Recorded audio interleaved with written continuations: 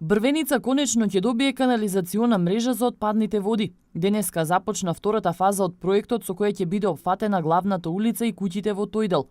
Со ова ќе се реши проблемот на жителите од Брвеница и Седларце.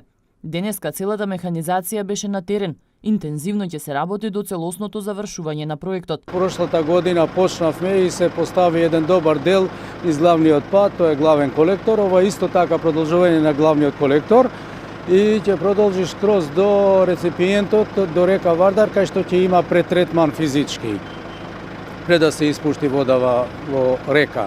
И понатамо тука се спајат сите и од Челопи и другиве места и се планира пречистилна станица. Проектот е финансиски поддржан од Европската инвестициска банка, но дел од средствата се и на општината. Вкупната инвестиција изнесува 24 милиони денари. Се работи во повеќе села, па се очекува до крајот на годинава да се започне со поставување канализација и во Стенче и Волковија. Секаде е започнато, Челопе грото е завршено, Милетино не е до крај, значи почнато е.